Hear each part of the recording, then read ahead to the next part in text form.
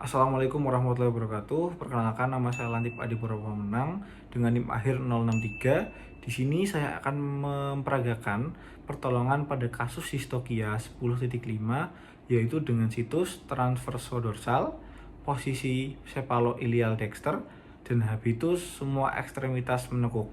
Selanjutnya kita akan bahas lebih mendetail terkait dengan kesalahan letak dari posisi fetus. Yang pertama ada transversodorsal, seperti yang kita lihat. Sumbung panjang fetus terlihat tegak lurus dengan sumbung panjang saluran kelahiran, dan dorso fetus menghadap ke saluran kelahiran seperti yang kita lihat, ini punggungnya menghadap ke depan. Lalu ada posisi cephalolial dexter, di mana kepala fetus berada di bagian ilium dexter induk, yaitu sebelah kanan, dan bagian ekor dan kaki belakang fetus berada di bagian ilium sinister induk, yaitu sebelah kiri.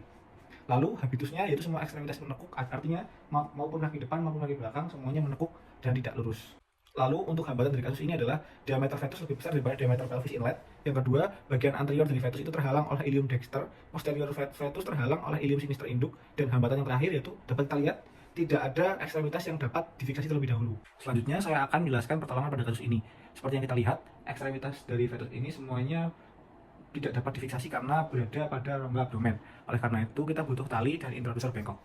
Cara kerjanya adalah kita masukkan tali dan introdusor bengkok, lalu kita retropulsi bagian thoracalis fetus, dan kita jalankan tali pada vertebra thoracalis, tepatnya di belakang skapula sebagai penahan. Lalu kita tarik. Lalu kita lakukan gerakan kombinasi, yaitu retropulsi posterior fetus, lalu kita traksi, retropulsi posterior fetus, lalu kita traksi tali secara berulang-ulang hingga situs fetus menjadi longitudinal anterior dengan posisi dorso-ilial sinister. Pada posisi ini, habitus yang terjadi adalah penekukan pada leher dan skapula fetus. Cara mereposisi leher, kita memerlukan tali di bagian leher.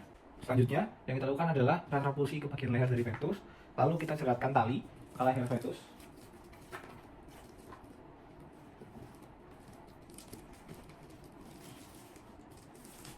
Lalu kita lakukan gerakan kombinasi lagi, yaitu retropulsi daerah posterior fetus, lalu kita traksi tali, lalu kita retropulsi lagi, lalu kita traksi lagi. Untuk traksi kali ini kita tarik ke arah dexter atau anterior fetus sampai frontal fetus menyentuh ilium dexter dari induk, seperti ini. Lalu karena posisi kepala sudah menyentuh ilium dari induk, berarti kepala sudah bisa kita jangkau dengan tangan. Caranya yaitu kita retropulsi frontalis, lalu kita raih mandibula, dan kita fraksi mandibula masuk ke arah pelvis inlet. Nah, seperti ini. Lalu kita lakukan diagnosa hidup dan mati dengan cara refleks berkedip dan refleks menghisap.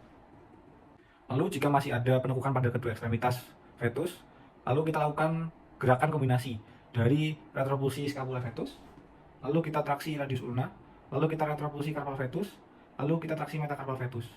Lalu kita lakukan hal yang sama pada kaki sebelahnya sampai masuk ke pelvis inlet, seperti ini. Lalu kita lakukan fiksasi.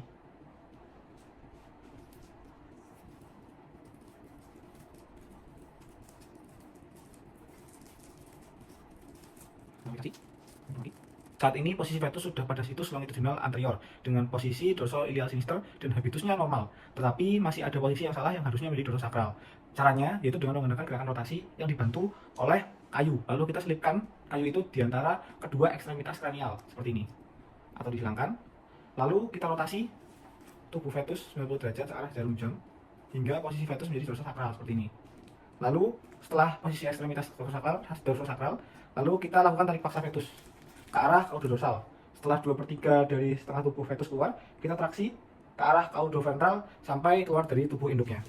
Sekian peragaan kasus Sistokia 10.5 dari saya. Mohon maaf apabila ada kesalahan. Wassalamualaikum warahmatullahi wabarakatuh.